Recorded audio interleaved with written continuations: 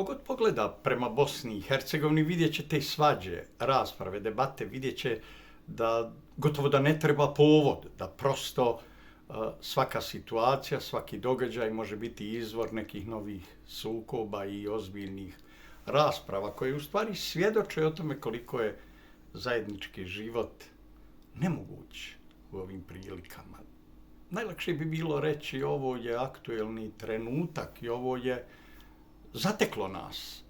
Ovo su pokrenuli neki nerelevantni ljudi, prilično ograničenih moralnih i umnih kapaciteta, ljudi poput Zukana Heleza, Ćudićke, Forte, Rame Isaka, Nermina Nikšića, Elmedina Konakovića i tako dalje. I onda bismo zaključili kad odu oni, onda će stanje biti normalno. Ali ovakvo stanje razlika i sukoba, cinik bi rekao, ne traje dugo.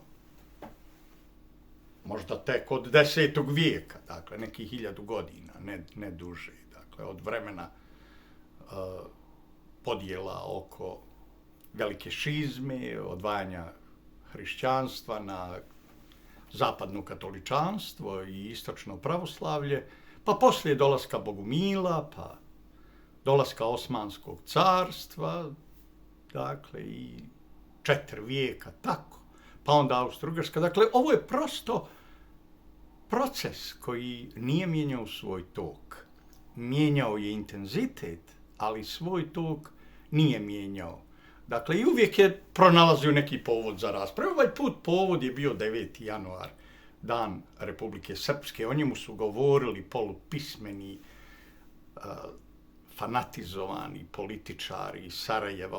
O njemu su govorili neobrazovani, neobaviješteni analitičari iz iste čaršije, sa iste sećije.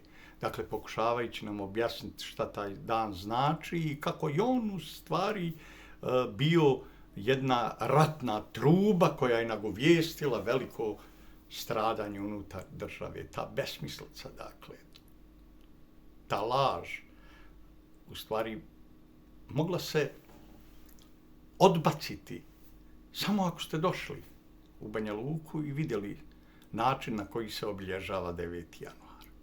Dakle, jer o 9. januaru govori ljudi koji ne dolaze u Banja Luku i ne idu uopšte u Republiku Srpsku, izgovaraju je kao skraćenicu RS, zadojeni mržnjom u stvari negiraju ustavna načela države u koju se stalno zaklinju i pričaju o tome kako iz 1000 razloga treba zabraniti 9. januar. Pa ćemo vidjeti govore Zukana Heleza, navodnog ministra odbrane, koji je pred Larisom Omerčić na otvoreno u stvari govorio kao nekakav komadant Hamasa ili emir od Hezbolaha ili šef neke terorističke organizacije, a ne kao ministar odbrane u jednoj zajedničkoj državi. Kada ste ministar odbrane u zajedničkoj državi, onda ta teza koja je izvučena u naslov, a koja kaže danas smo jači nego 1992.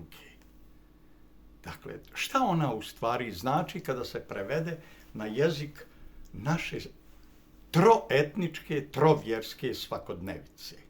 Ko smo tu mi u idejama navodnog ministra odbrane? Kako on tretira zajedničku državu i funkciju koju i sam obavlja? Čitav intervju je bio ratno-huškački. On je sve vrijeme govorio o ratu, o sukobu, o političkoj dominaciji, o akcijama koje će se poduzimati, pa nije ni čudo što je poslije i pomenuo da dolazi vrijeme u kome treba ukinuti entitete.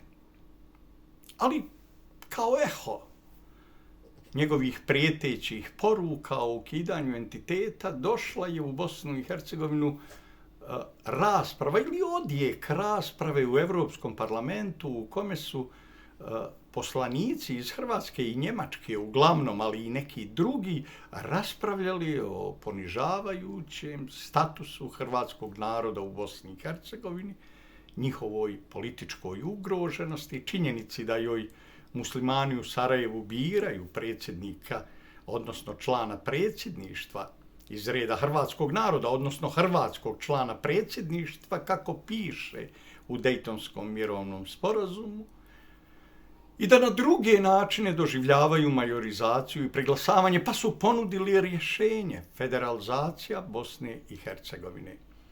Govoreći o federalizaciji Bosne i Hercegovine, u stvari razgovor je išao u pravcu formiranja trećeg entiteta, pa se tako ova priča Zukana Heleza, koja je u stvari bila adresirana uglavnom prema Republici Srpskoj i prema srpskom narodu, vratila kao odjek o tome ne samo da neće biti ukidanje entiteta, nego bi trebalo formirati još jedan entitet koji bi u stvari bio institucionalni mehanizam zaštite hrvatskih prava u Bosni i Hercegovini.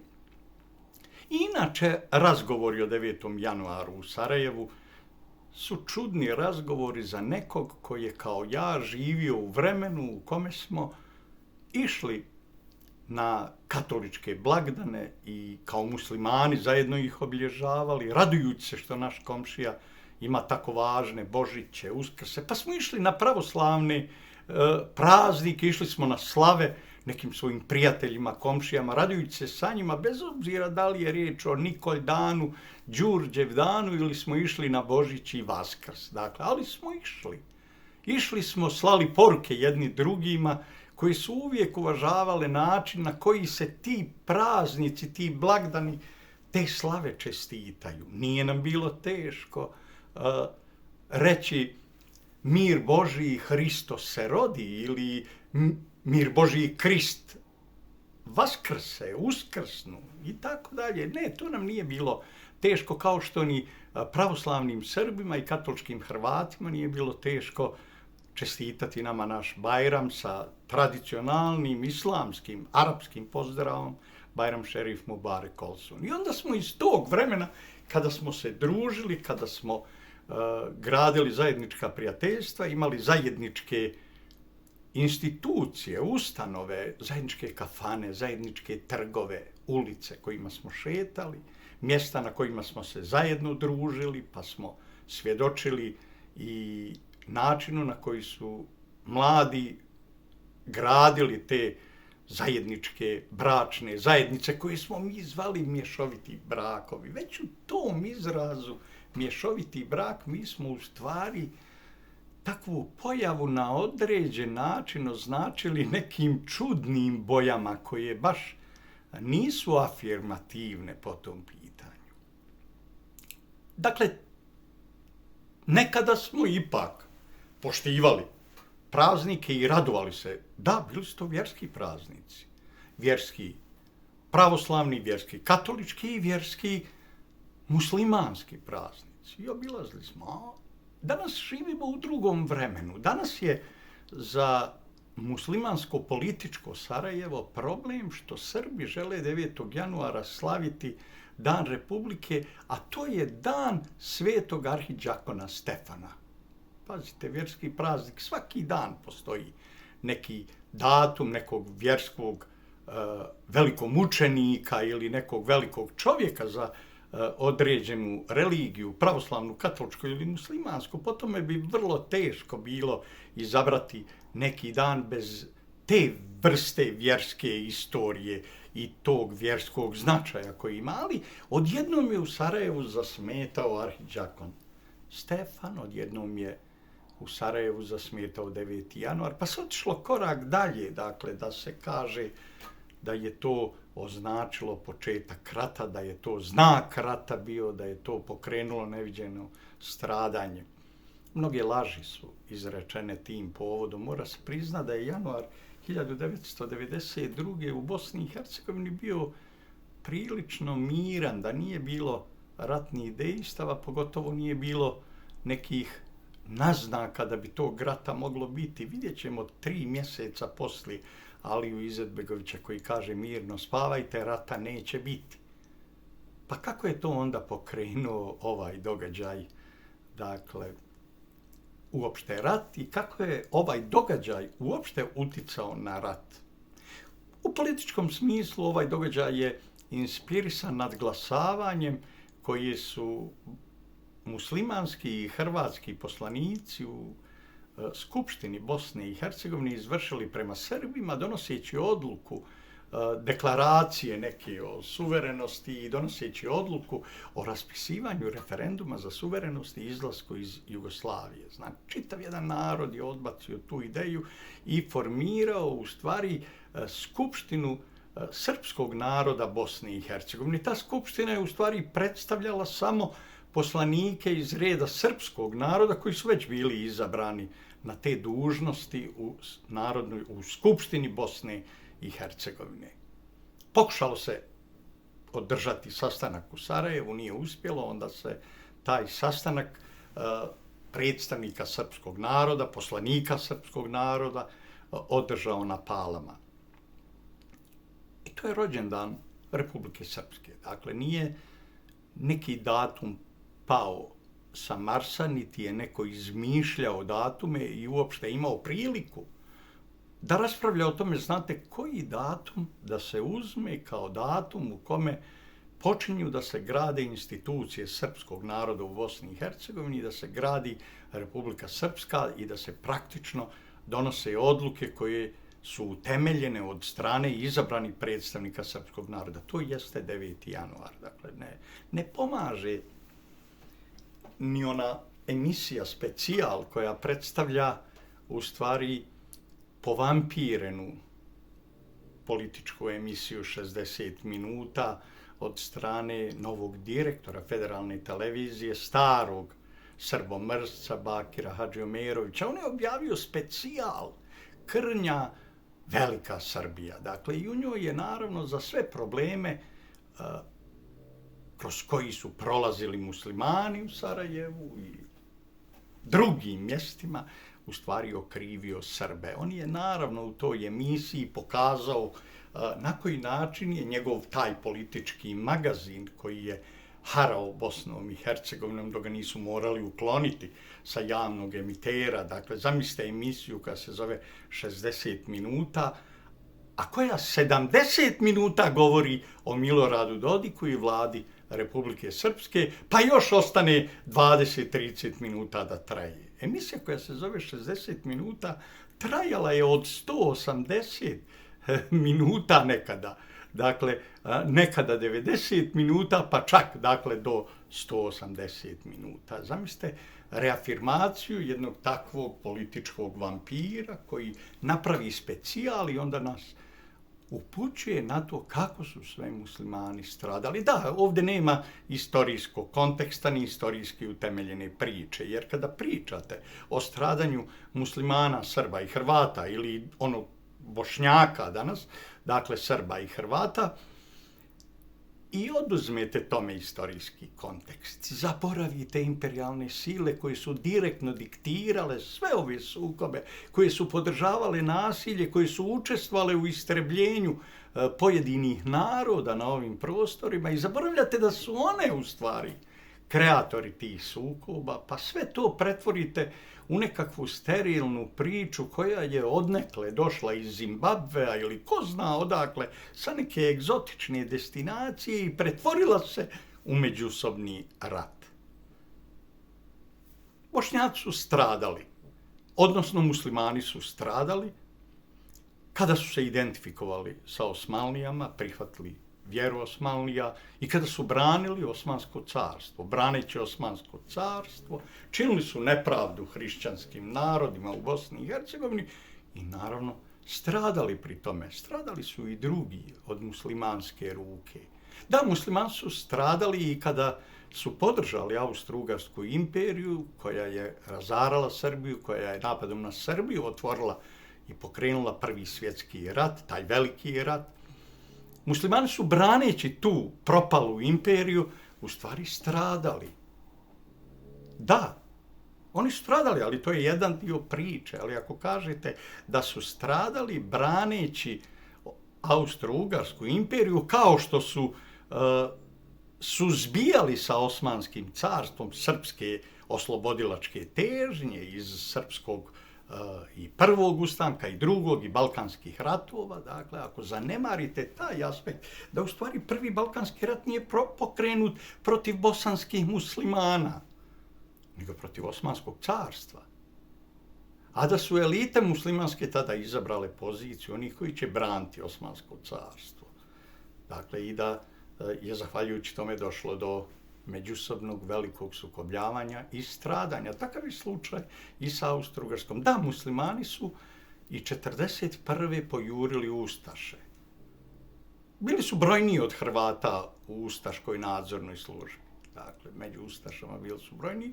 Imali su naravno i snagu 13. SS Handžar divizije, koja je bila najveća divizija, dakle, u okviru Trećeg rajha. I da, braneći Treći rajh, braneći Hitlera, braneći nacionalsocijalističku partiju, muslimani su stradali. To je tačan podatak, ali su stradali zbog učešća na strani Trećeg rajha. Tako bi Njemci mogli da pričaju, dakle, i da kažu, pa mi smo u Drugom svjetskom ratu stradali, nas je izginulo između 10 i 12 miliona, to je više nego svih Jevreja, da. Ali stradali su Njemci koji su podržavali Hitlera, koji su prije toga 6 godina ubijali druge, provodili holokauste, provodili genocide, ubijali druge narode, pa su pri tome čineći zločine stradali.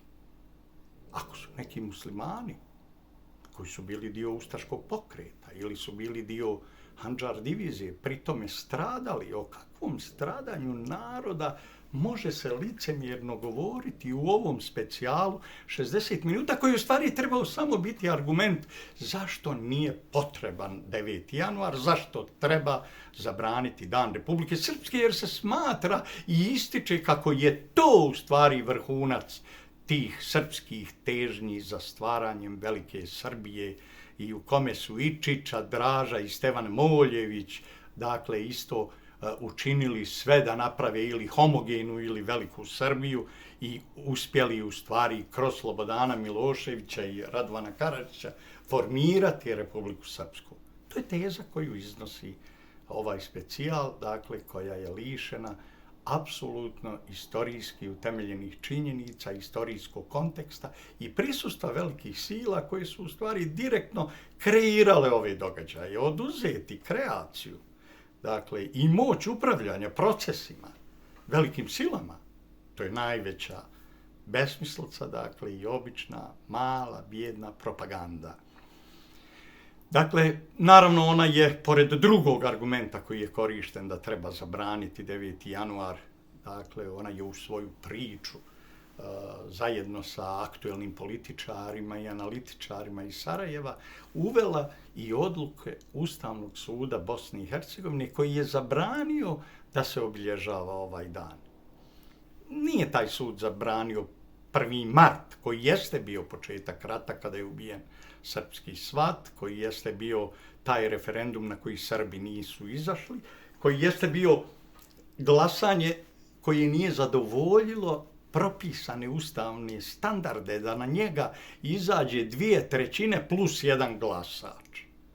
Nije izašlo. Pa je to glasanje trajalo 2 dana, dakle, kako bi se i Hrvati odazvali, ali uprkos tome opet nije izašao kvalifikovan broj ljudi koji bi taj referendum i njegove odluke, njegovu preporuku, njegov stav učinili legitimnim i važećim.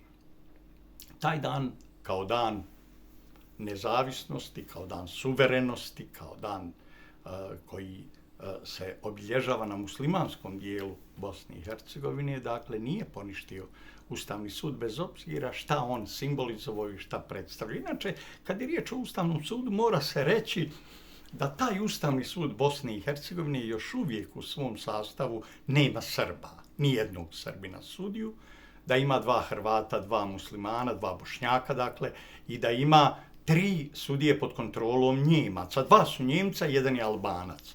Ali njime preko Međunarodnog suda u Strasburu ili nekog Evropskog suda upravljaju u stvari Njemci.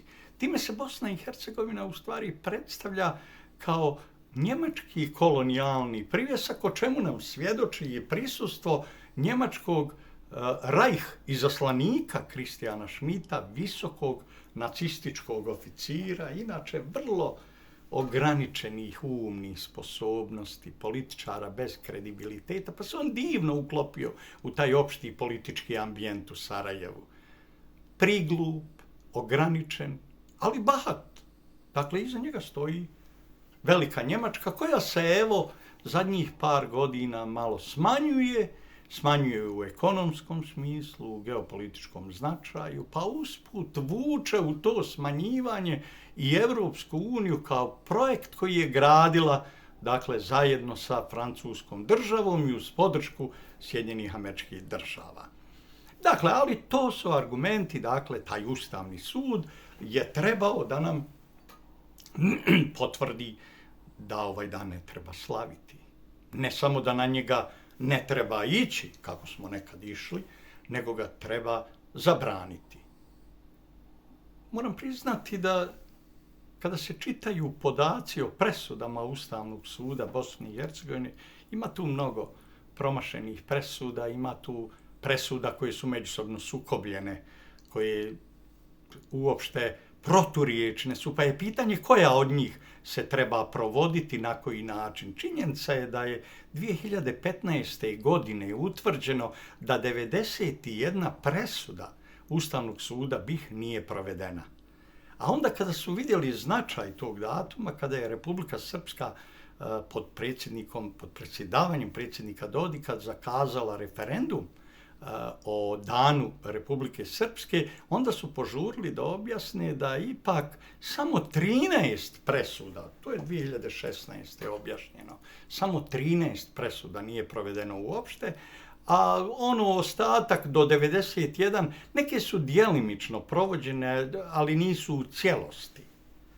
Već 2019. vidjeli smo da se govorilo o 16 neprovedenih presuda Ustavnog suda, odnosno 2020. o 15 presuda Ustavnog suda koje nisu provedene, a koje imaju upravo ovaj politički značaj. Ali i Sarajevo ne govori o tome.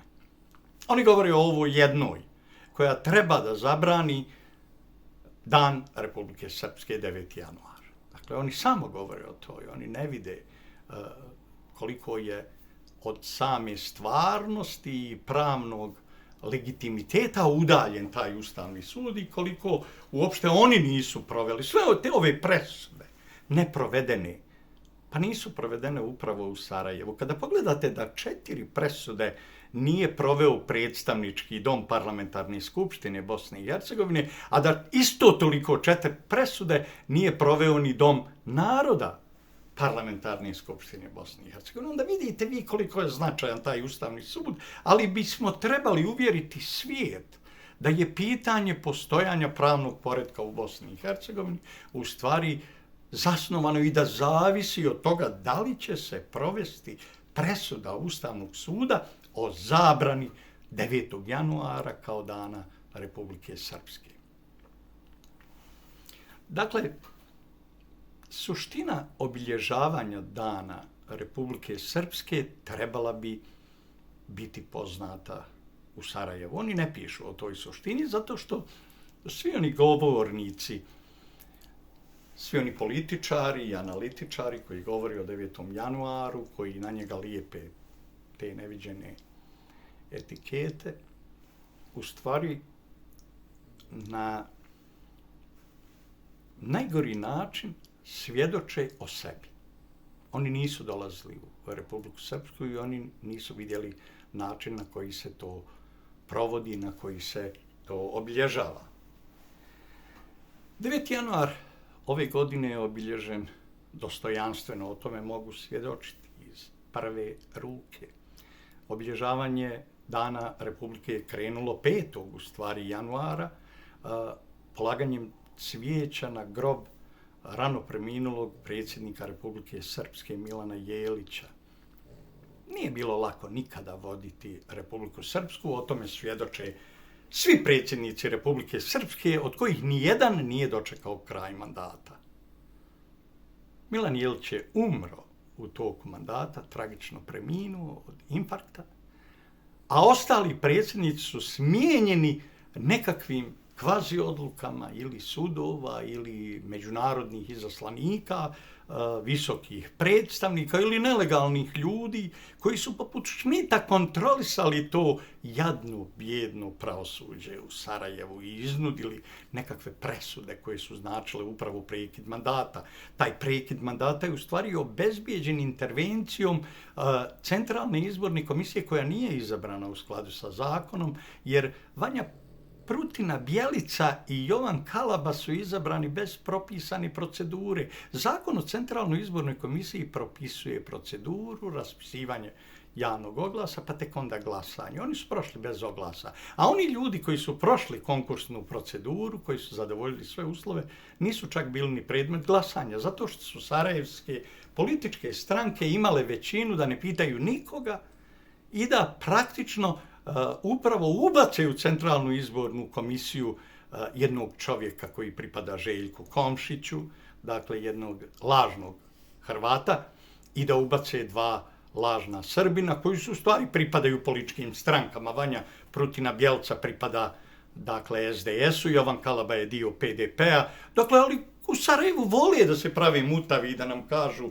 znate, na pravosuđu u stvari se potvrđuje ili negira pravni i politički sistem jedne države, na njemu ostaje država, pa onaj ko ne provodi presude, taj ruši direktno državu i njen ustavni poredak. Da su to prazne konstrukcije, dakle jasno je to, ali pitanje 9. januara, dakle, na najzorniji način upravo potvrđuje tu činjenicu. Dakle, zato je 9. januar krenuo 5. januara, zato je obilježavanje Dana Republike krenulo podsjećanjem na jedinog predsjednika Republike Srpske koji nije smijenjen, nego je na poziciji tragično preminuo, pa se i kroz to simboličko polaganje cvijeća i kroz sjećanje na ličnost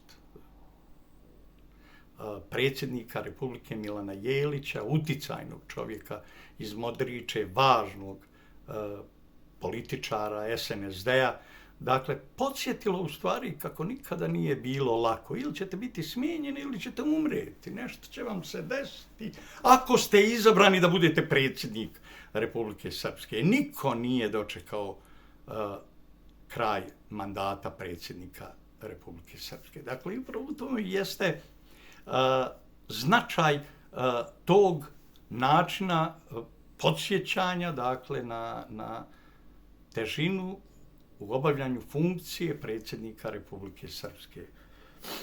8. januara već smo imali, dakle, otvaranje raznih spomen centara poginulim i borcima Republike Srpske, podizanje spomenika, imali smo posjete i obilaske stratištima i naravno imali smo svečanu akademiju u Boriku i prijem u zgradi vlade, tradicionalni godišnji prijem na koji uvijek dobronamjerni ljudi iz regiona i svijeta dođu. Ovaj put među delegacijom bili su i ljudi iz Sjedinjenih Američkih Država, dakle koji su sada kao predstavnici i nekada vrlo uticajni ljudi, jedan bivši guverner, jedan bivši savjetnik predsjednika Trumpa, dakle, mogli direktno da svjedoče kako to izgleda kada Srbi slave Dan Republike Srpske. Ne, nije bilo nekih ljudi, neki ljudi prosto ne dolaze.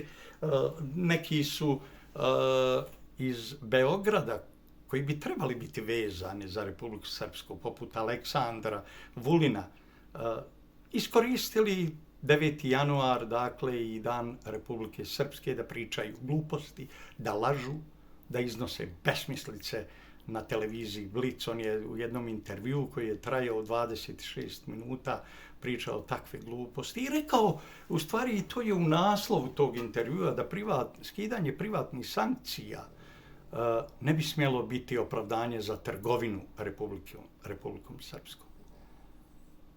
Nekoliko je laži u ovoj stvari, nekoliko je bezobraznih stvari u ovoj laži tog velikog glumca iz Jovanjice koji glumi ruskog čovjeka koji je nekad vodio i bezbjednosnu informativnu agenciju, tog nadrogiranog klovna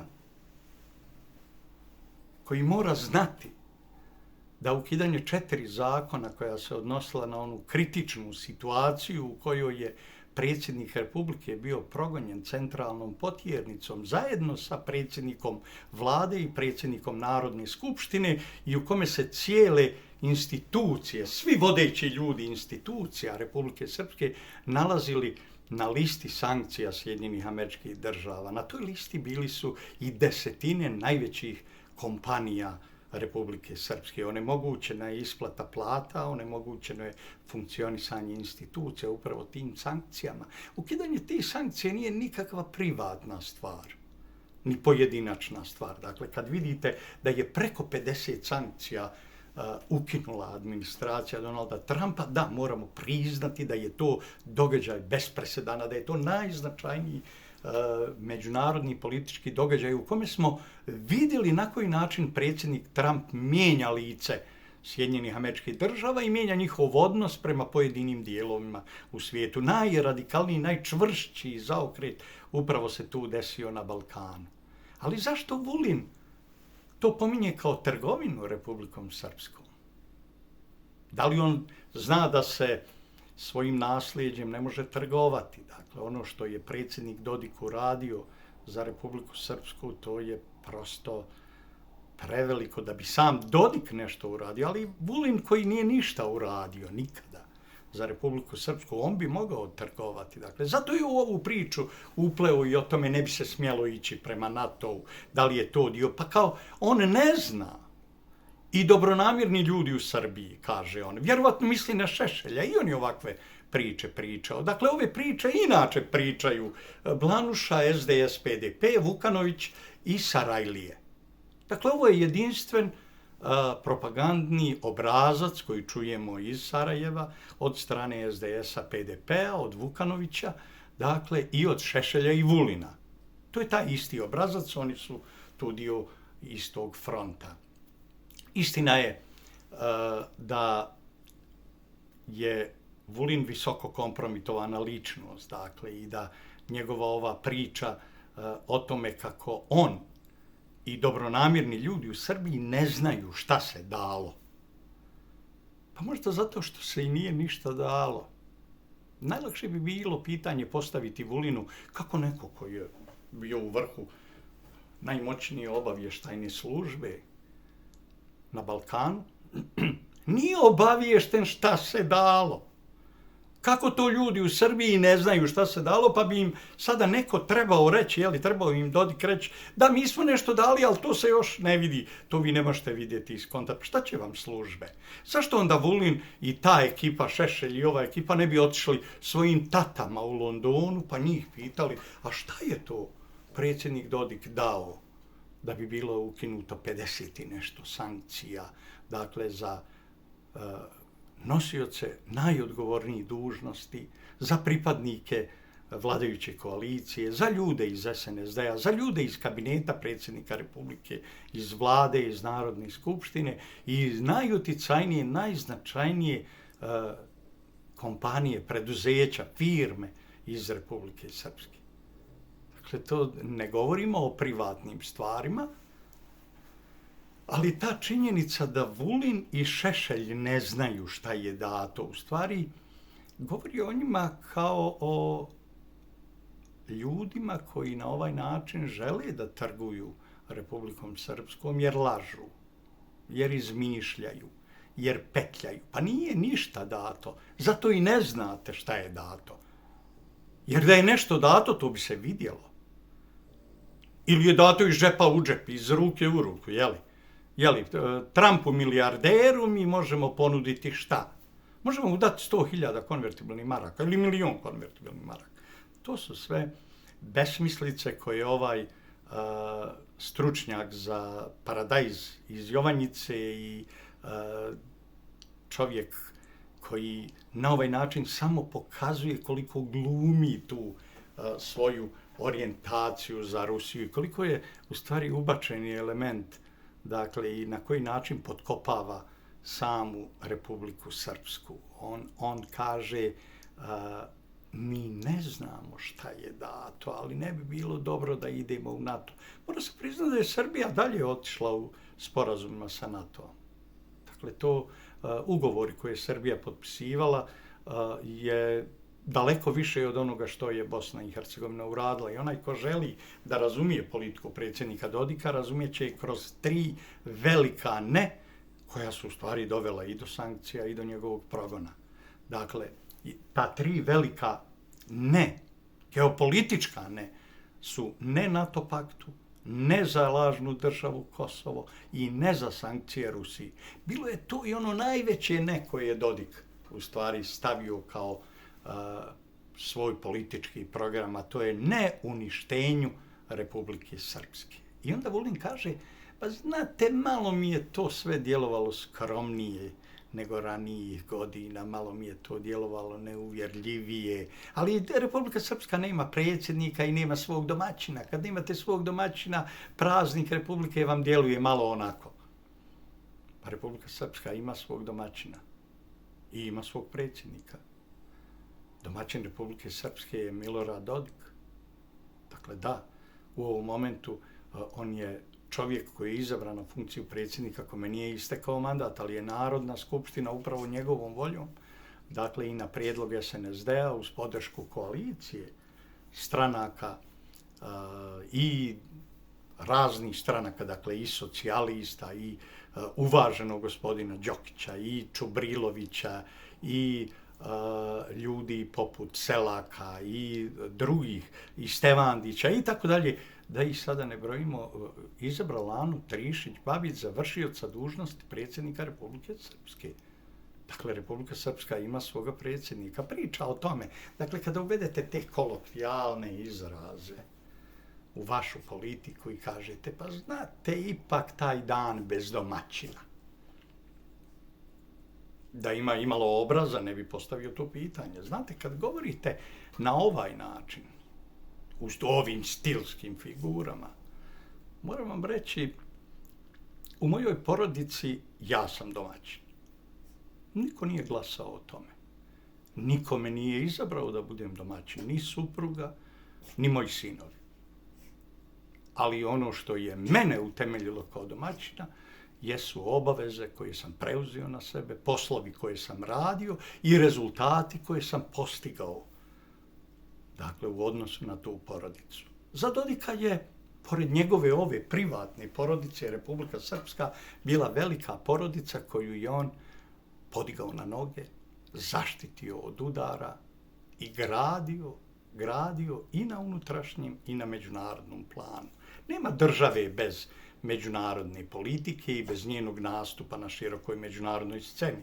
I ne treba dokazivati da su Dodikovi diplomatski kontakti u ovom trenutku najznačajniji među svim balkanskim liderima. Da oni obuhvataju sve nosioce i predsjednike velikih sila, da oni obuhvataju zemlje u regionu, da sa Dodikom sarađuje i uticajni predsjednik mađarske vlade Viktor Orban, da sarađuje i hrvatski predsjednik, hrvatski premijer, da sarađuje naravno Srbija koja podržava zvanično, javno Republiku Srpsku. Ali na taj klizavi teren podrške progonjenom predsjedniku ili podrške dakle da se neke ličnosti protjeraju iz političkog života Bosne i Hercegovine, a o čemu je Srbija mogla reći svoj sud. Dakle, Kristijan Šmit, Srbija nije ulazila zbog svojih razloga, bila je u defanzivi, bila je ugrožena od strane pokreta nekih unutar same Srbije,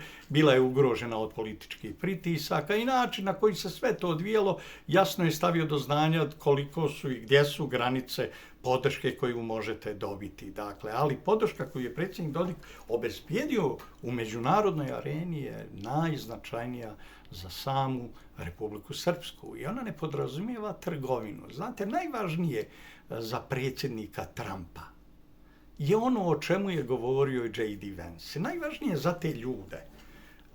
Ne treba tražiti između redova i u nekim skrivenim teorijama, skrivenim riječima ili konspirativnim politikama. šta je najvažnije predsjedniku Trumpu i šta je najvažnije američkoj administraciji, rekao je J.D. Vance na Minhenskoj konferenciji. Sistem vrijednosti. Sistem vrijednosti. Te globalističke, neoliberalne papazjanije u kojima progonite porodicu, u kojima negirate muškarca i ženu, u kojima ugrožavate djecu. Taj sistem vrijednosti koji je Evropa odbacila. To je nešto što je najznačajnije. Iz njega proističu politička savezništva i upravo je o tome govorio J.D. Vance. Dakle, onaj koji ima mrvu inteligencije shvatio bi koliko je sistem vrijednosti međunarodnog prava, sistem porodičnih vrijednosti, sistem konzervativnih, tradicionalnih uvjerenja, sistem organizovane, homogene, uticajne nacije, nacionalne zajednice i kao identitetske i kao političke zajednice i kao ekonomske zajednice. Koliko je važan za Donalda Trumpa.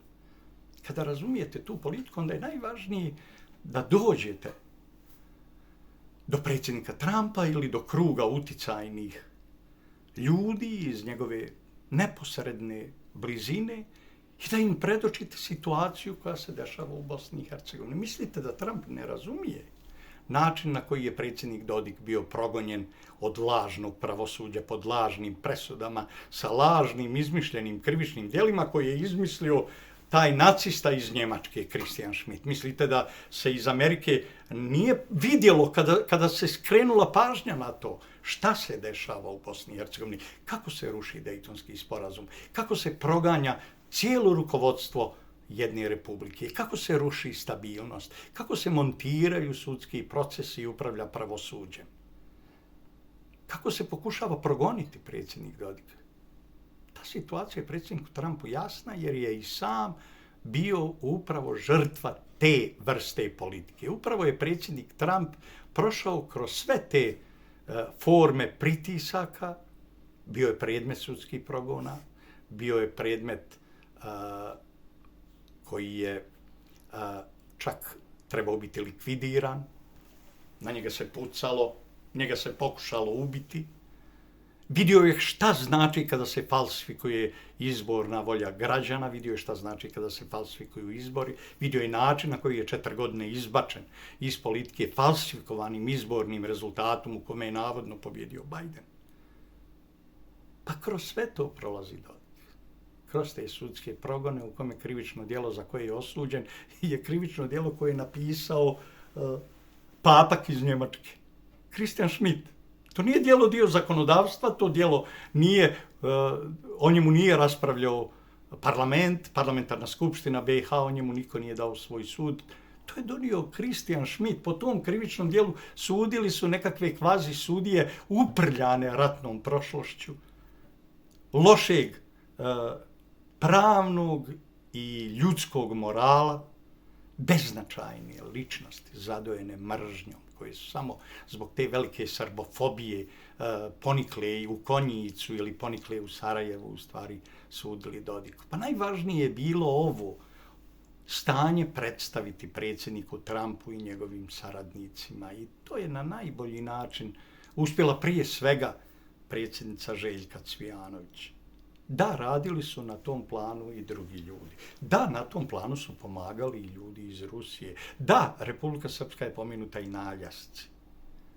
Upravo kao primjer, kao metafora jednog neviđenog, bezrazložnog terora koji se poduzima iz Londona i Berlina i u kome učestvuju sarajevski politički navodni muslimani, u stvari sluge koji se klanjaju Bogu iz Londona ili Berlina i koji samo trčkaraju pod skute nekakve međunarodne kako bi samo jedna stvar za njih bila urađena, a to je da Srba više ne bude u Bosni i Hercegovini. U stvari, ceterum censeo Republika Srpska est delendam est. Dakle, ta Katonova izjava da Kartagina treba nestati ovdje je predočena u poruku da Republiku Srpsku u stvari treba uništiti. Objašnjeno je to u Vašingtonu, predsjednica Cvijanović je u nekoliko navrata govorila o tome. Pa onda ne možemo i reći da je sve ovo što se dešavalo samo tajna predsjednika Dodika i da o tome u stvari samo Dodik zna šta se dogovaralo. Dakle, sad imamo i člana predsjedništva Bosne i Hercegovine, Željku Cvijanović, srpskog člana predsjedništva, koja je bila direktni akter razgovora o svemu. Željku Cvijanović, koja dolazi iz boračke porodice, čiji je otac bio oficir u vojsci Republike Srpske, koja je nesumnjivo patriotski orijentisana prema Republici Srpskoj. Ali tu su bili uključeni i drugi ljudi. Išli su i mnogi drugi koalicioni partneri, učestvovali u raznim formatima. Nisu se sastanci samo odvijali u Vašingtonu, niti New Yorku, održavani su oni i na drugim mjestima, u ambasadama, održavani su u drugim državama, u njima je učestvovao širi krug ljudi. To bi trebalo onda biti za Vulina neka velika tajna kad se uspijeva sakriti. Dakle, šta je u stvari dato? Evo, to je dato. Data je istina o progonu srpskog naroda u Bosni i Hercegovini, o istom takvom odnosu prema Hrvatima, o montiranim sudskim procesima protiv predsjednika Dodika, o falsifikovanju izbora, o krivičnom dijelu koje je izmišljeno, o visokom predstavniku koji je izmišljen i tako dalje. Amerikanci su shvatili poruku. Ali tamo gdje je Trump stao, a on je stao sa onim pritiskom koji je Bidenova Amerika vodila, koji je Bidenova Amerika smatrala svojom svetom dužnošću. Gdje je stao Trump, nastavili su Vulin i Šešelj. Sarajevo je nastavilo istim putem, samo je pobjeglo pod druge skute, londonske i berlinske, a sada će morati da se izvuče i ispod berlinskih skuta i osloni se samo na London, upravo kao neki ljudi, neki politički krugovi u samoj Srbiji, koji jedinog prijatelja imaju u Londonu, koji je od početka, od vremena kada je kontrolisao intelektualnu scenu u Beogradu, kada je kontrolisao akademiju, Srpsku akademiju nauka i umjetnosti i udruženje književnika, kada je imao svoje kadrove na raznim mjestima i političkim i kada se takmičio sa nekim njemačkim kadrovima, dakle, u stvari dovodio srpski narod u stanje tragičnog istorijskog poraza. Ti najveći neprijatelji, dakle, koji su u stvari naše glave stavljali na panj, dozivali su Njemce da oni budu dželati. Njemci su bili naši najveći dželati u istoriji, to je bilo nesumnjivo. Dakle, Amerika je izašla iz ove priče. Dakle, ono što je jasno jeste da Amerikanci i nova administracija predsjednika Trumpa nisu dio ove priče i nisu dio ovih razgovora, ovog načina na koji se vodi politika u Bosni i Hercegovini i na kojoj se odnosi prema Republici Srpskoj. Dakle, i to bi trebao sam Vulin da na određen način shvati vrijednosti tradicionalne, konzervativne, narodne vrijednosti su Donaldu Trumpu najbitnije. Najbitnije je da im predstavite sebe u pravom svjetlu i ovdje su saradnici predsjednika Dodika predstavili ovu politiku u pravom svjetlu. Upravo zato je 9. januar bio jako važan. Mi smo 9. januara imali veliki defile, dakle, onoga što u stvari čini garanciju opstanka Republike Srpske u svakom smislu i garanciju javnog reda i mira. Imali smo jednu organizovanu policijsku strukturu, imali smo puno omladine sa fakulteta koji se obučavaju za vršenje određenih poslova, imali smo boračke kategorije koje su pokazale svoje prisustvo i podršku na određen način politikama odbrane Republike Srpske, pa i kroz zaštitu ovog nesumnjivo važnog dana. I sve je to kao i 10. u kome je održana još jedna akademija, dakle tačno u podne, u kome su otvarani spomenici, u kome se pokazivalo koliko je važno da se o istorijskim trenucima govori bez mržnje. Ono što je osnovna odlika obilježavanja 9. januara, dakle i ovih prethodnih godina, ali posebno ove godine, jeste način na koji su i politički lideri, i javni zvaničnici u cjelini, i umni ljudi koji su se oglašavali, prisustvovali i govorili univerzitetski profesori, doktori nauka i tako dalje, na koji su govorili u stvari nijedna ružna riječ o svojim komšijama nije izgovorena. Nijedna ružna riječ o Bošnjacima i Hrvatima nije ovdje progovorena i Bošnjaci i Hrvati nisu bili uopšte dio negativne retorike. Srbi su govorili zašto je važna Republika Srpska za njihov opstanak, zašto su važne institucije, zašto je važan rođendan. Ne možete glasati o tome kada ste rođeni, kada ste nastali.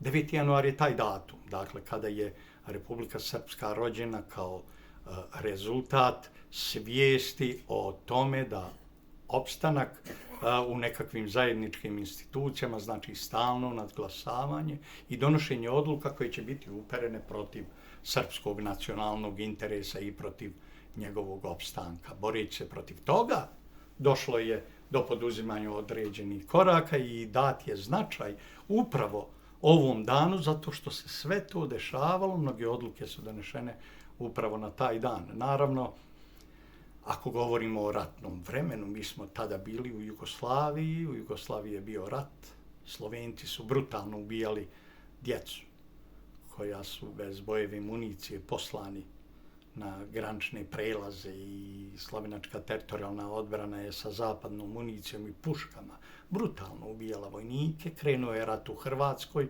uspostavljeno je primirje tada u januaru, jedno primirje koje je stalno iznuđivano upravo zbog stalnih borbenih dejstava koji se odvijala na nekoliko frontova, ne samo na području oko Knina, dakle i takozvane zone najžešćih ratnih dejstava, dakle Republike Srpske krajine ili zapadne Slavonije, istočnog Srema, Podunavlja i tako dalje. Bilo je dakle mnogo tačaka na kojima su vođene borbe i tada je na određen način uspostavljano primirje. Ali 9. januara 1992. godine Alija Izetbegović je već imao obučene specijalce iz svoje stranke SDA u Hrvatskoj. Dakle, on je praktično od marta 1991.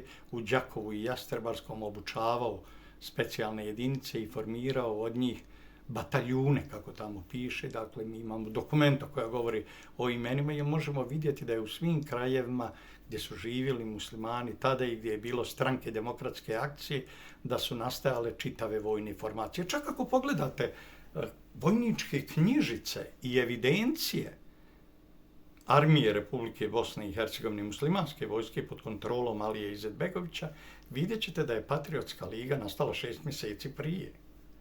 Vidjet ćete, dakle, način kada dolazi do formiranja Patriotske lige koji ima svaki borački staž. Tako je neopravdano reći, znate, 9. januar je pokrenuo rat, a vi se već organizovali za rat u okviru Patriotske lige i podijelili te ordenje, podijelili da ste dio tog procesa bili, dakle, koji je pokrenuo Hasan Čengić, taj brutalni, ideološki fanatik Islamske republike Iran, taj fašista koji stoji iza mnogih stvari, ali i pljačkaš koji je u stvari sa Fatihom El Hasaneinom i Alijom Izetbegovićem opljačkao ovaj jadni narod, ukinuo mu i ugrozio mu perspektivu opstanka. Zato ovo nije privremeno stanje. Dakle, upravo je 9. januar nam pokazao da se o događajima iz bliske i dalje prošlosti može govoriti na način da u stvari ne govorite o svome komšiji, nego govorite o objektivnom problemu stranog uticaja koji vam donosi nerede, koji vam donosi sukobe, koji vam donosi probleme. Dakle, zato kada pogledamo tih zadnjih 1000 godina u kojima možemo naći natpise o Bosni i Hercegovini, dakle od Konstantina Porfirogenta, velike šizme, raznih ugarskih pohoda i vizantijskih pohoda na ova područja, dolaska Osmanskog carstva, Austro-Ugarske imperije i Trećeg rajha i dolaska NATO-a 90. Dakle, vidjet ćemo da je u stvari pitanje zajedničkog života uvijek se postavljalo u odnosu na te imperijalne politike. Mi u stvari nismo nikada pokazivali ozbiljnost u želji da zajedno živimo. Da, period Jugoslavije bio je incident. Opšte pravilo je bilo sukobljavanje. Opšte pravilo koje je Huntington nazvao sukobom civilizacija zbog neuređenih granice između njih, u stvari podrazumijevalo je stalne sukobe koji su vođeni na vjerskoj osnovi u Bosni i Hercegovini. Njih su stimulisale imperijalne sile. I upravo zato kada se govori o tom periodu ili kada se govori o tim sukobima, potpuno je pogrešno sve locirati na zavedene pripadnike naših naroda koji su samo slijedili svoje polupismene vođe, zadojene mržnjom, željom za vlasti, dakle, a u suštini su provodili ciljeve imperijalne politike. I upravo zato je Dodik domaćin Republike Srpske, zbog njegovih postignuća, dakle, zbog načina na koji je na međunarodnom planu zaštitio Republiku Srpsku i pronašao način da tu priču Republike Srpske, tu njenu borbu za uređivanje vlastitog narodnog života i za pravno regulisanje njenog postojanja zasnovano na Dejtonskom mirovnom sporazumu i na njenom zakonodavstvu. Dakle, predočiti Amerikancima bilo je dovoljno da se dobije određena vrsta podrške. Zato Vulin nije ništa drugo do običan mali pacov i lažov koji kaže ta 4 zakona, ti zakoni koji su ukinuti bili su podržani od cijelog naroda, od svih poslanika i tako dalje. Pa laže, nikada.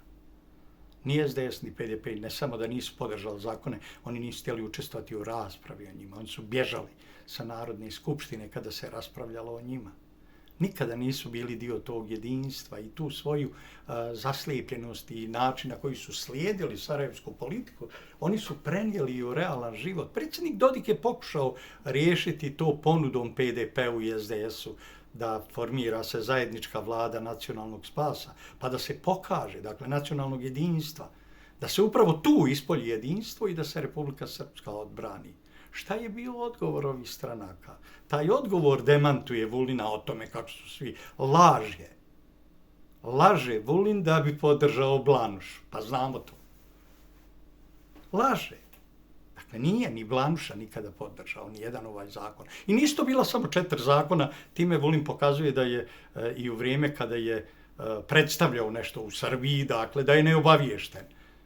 Donešeno je preko 25 zakona koji su regulisali upravo to stanje sukoba sa Sarajevom i način na koji su odbačene sve presude, sve odluke, sve ono što dolazi iz Sarajeva u Republiku Srpsku. Dakle, ta 4 zakona koja su povučena i jedna deklaracija koja je djelimično u 2 tačke samo povučena, dakle, ne znači ništa. Pravni i politički sistem Republike Srpske se zaštitio sa drugih više od 20 zakona i oni nikada nisu povučeni.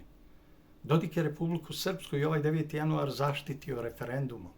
Izašao je na referendum kada nije bilo podrške čak ni u okruženju našem neposrednom. Zanimljivo je, na primjer, da je u to vrijeme, u vrijeme glasanja o referendumu, 5.000 lica izašlo na referendum u Srbiji, a 6.200 u Njemačkoj. Pa onda možete vidjeti koliko je lokalno uopšte postojalo jedinstvo i oko ovog datuma i oko sve. Dakle, više je Srba u Njemačkoj izašlo nego Srba u Srbiji da podrži tu politiku. Vrlo često Dodik je bio usamljen u svojim političkim stremljenjima, jer dubinu političkih zahvata koji su dolazili iz Sarajeva i snagu potrebnog odgovora na te zahvate, neki ljudi prosto nisu razumjeli, nisu ni htjeli. Oni su htjeli da u stvari sa međunarodnom zajednicom komuniciraju tim fleksibilnim stavom o Republici Srpskoj, ali ne pita se Vulin. Taj svoj fleksibilni stav Vulin i drugi Vulini i Šešelji mogu objesti mačku o rep. On za Republiku Srpsku ne znači ništa. 9. januar je pokazao šta jeste. Na taj 9. januar, kao i na sve prethodne 9. januare. Sve. Nije došla ni SDS, ni PDP, ni jedan njihov funkcioner, ni jedan njihov poslanik. Niko. Dakle, kako to izgleda onda ta priča o tom nekom jedinstvu. Jedinstvo razbijaju SDS i PDP radeći za političko Sarajevo, u stvari radeći za istog gospodara za koga radi političko Sarajevo. Za Britance i Njemci. Sada će u Sarajevu morati preispitati to oko Njivaca, jer ipak ova rasprava o hrvatskom položaju i poruke koje dolaze sa Europskog parlamenta nisu prijatne. Vi ganjate u svojoj zaslijepljenosti i mržnji Srbe i Republiku Srpsku, bavite se da li će i Srbi slaviti svoj praznik. Dakle, ne samo da ste donijeli odluku da nećete prići svome komšiji i datum koji je za njih značajan, jako važan, da proslavite i vi sa svojim komšijama. Ne, vi kažete ne dozvoljavamo da vi slavite taj dan. Taj dan u kome je donešena odluka o formiranju Skupštine srpskog naroda u Bosni i Hercegovini. Čak i ta formulacija govori o tome da Srbi u stvari nikada nisu željeli razbijanje Bosne i Hercegovine.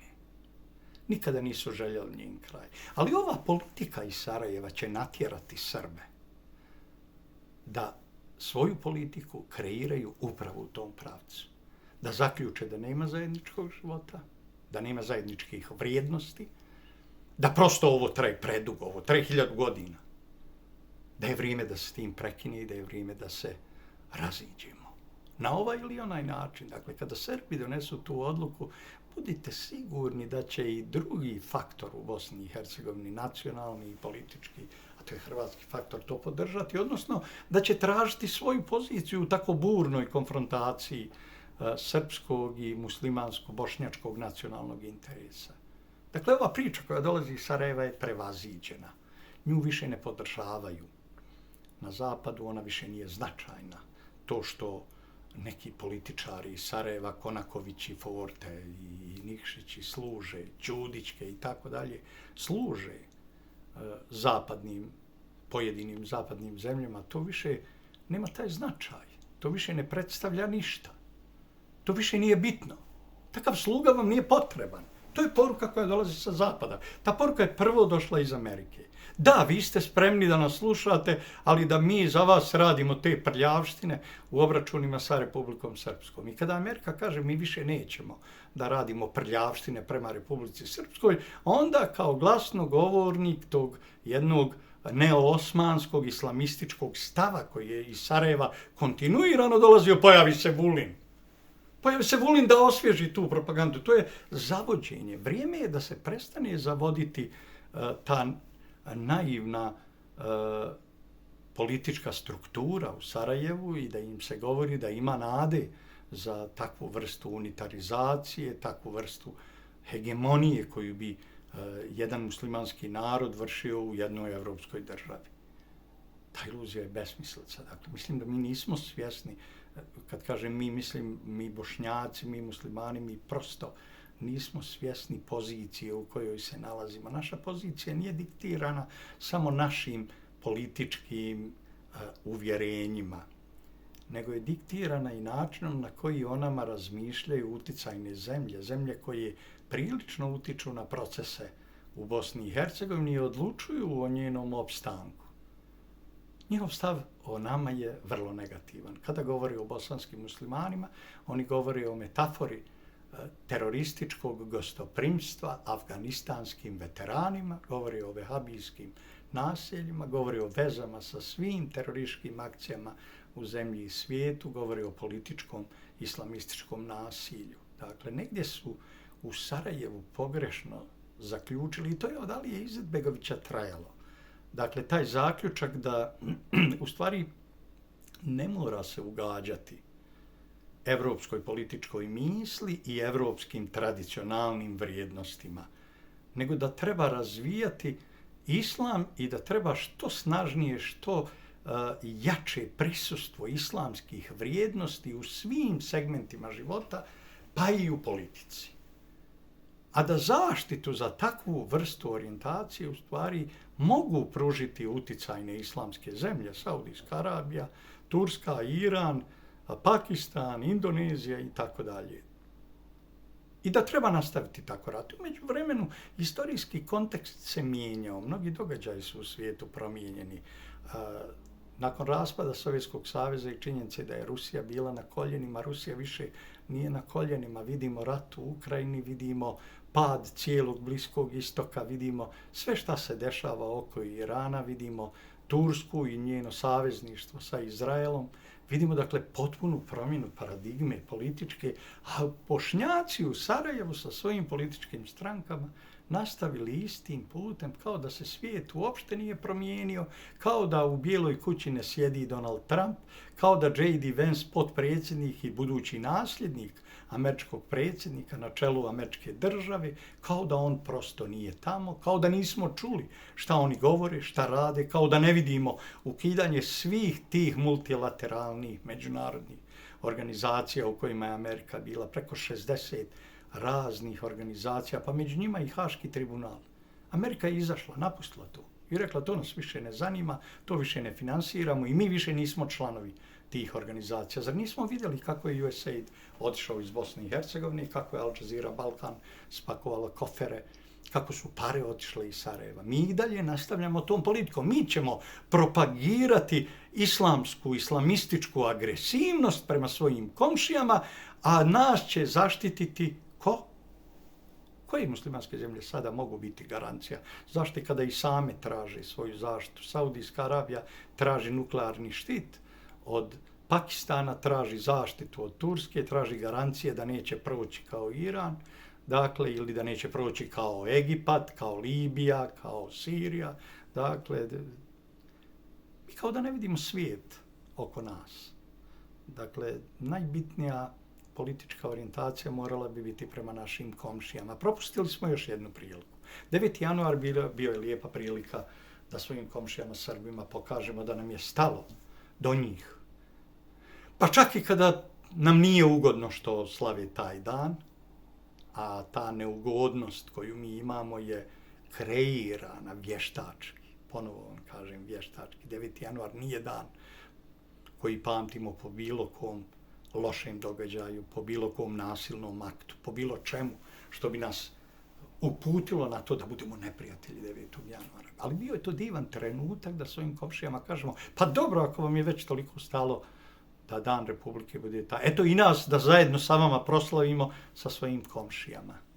Eto nas i u druge praznike. Otklonit ćemo ono što nam ne odgovara, a zadržat ćemo i neke te svoje praznike koji se ne sviđaju drugoj strani, ali ćemo i sami kao nacionalna zajednica svjesna da smo u proteklom ratu bili sukobljena strana, ratom zahvaćena strana i da je političko Sarajevo moglo umiriti veliku kladušu sa kojom je isto imalo rat, kao i sa Hrvatima i Srbima. Rat sa autonomnom oblast Zapadna Bosna, sa Fikretom Abdićem i njegovim sljedbenicima, sa njihovim vojnim formacijama, trajao je duže nego rat sa Hrvatima. Proizveo je oko 3000 muslimanskih žrtava, preko 3000. Da, i oni su pacificirani, oni sada moraju šutiti, ali Hrvati i Srbi ne moraju šutiti. Oni su svjesni da je protekli rat 90-ih bio rat u kome su 3 nacionalne zajednice bile međusobno sukobljene i da je zbog toga nam bio potreban ugovor o miru. Ugovor o miru ne potpisuju prijatelji, nego neprijatelji. Dakle, bosanski muslimani vjerovatno i Srbi i Hrvati će zadržati neke od tih datuma u koji su samo njihovi i koji simbolizuju ili stradanje ili nekakvu pobjedu. Ali i stradanje i pobjeda su vezani za druge narode i ne možete očekivati da ti drugi narodi prihvate i da slave zajedno sa vama. Dakle, dan kada ste ubili srpskog svata, dan kada su snajperisti ubijali pred Skupštinom Bosne i Hercegovine, Ševine, igrači državne bezbjednosti, dakle i ljudi Alije Izetbegovića kada su ubijali neposlušne demonstrante u posljednjim takozvanim antiratnim demonstracijama. A kada je to slagano, naravno, na Srbe. Dakle, to vrijeme je prošlo. Izgubili smo još jednu priliku da kažemo da je i za nas to vrijeme prošlo. Izgubili smo šansu da ljudima koji su apsolutno čisti od proteklog rata. Pogledajte cijelu ovu koaliciju okupljenu oko Dodika. Pogledajte sve te mlade, obrazovane ljude, pogledajte samog predsjednika Dodika, Željku Cvijanović, pogledajte i Stašu Košarca, i Srđana Amidžića, i Radmanovića, Nebojšu, i Nikolu Špirića, i sve te ljude, dakle Sredoja Novića, pogledajte važne ljude okupljene, dakle i vidjet ćete da su ti ljudi potpuno čisti od proteklog rata, nisu pravili prljavštinu, pogledajte Miloša Minća, premijera, dakle pogledajte i postavite sebi pitanje, zar postoje bolji ljudi unutar srpskog naroda da sa njima prevaziđemo ono što je 90-ih stojalo između nas? I zar postoje bolji ljudi od onih koje je okupio Dragan Čović među Hrvatima, da sa njima prevaziđemo te sukobe muslimana i Hrvata? Kako su Srbi oko Dodika i Hrvati oko Dragana Čovića uspjeli prevazići to teško nasljeđe svih proteklih ratova i formulisati politiku koja je u stvari izvor stabilnosti, nije nikakva dogovorena politika o podjelama države. Dakle, političke stranke u Sarajevu u novo vrijeme ulaze sa starim zabludama i starim vjekovnim mržnjama, pokazujući nam da je zajednički život u Jugoslaviji bio neviđeni incident u istoriji naših naroda, jer je to bio jedini trenutak u kome imperijalne sile nisu mogle uticati na naše odnose i u kome smo sami kreirali naše političke odnose unutar svojih republika i unutar zajedničke države Socijalističke federativne Republike Jugoslavije ili prije toga Kraljevine Jugoslavije. Dakle, to je period u kome nije bilo međusobnih obračuna, nije ispoljavana mržnja. Sve drugo u našoj istoriji, a što podrazumijeva prisustvo imperijalnog faktora, bilo je zlo.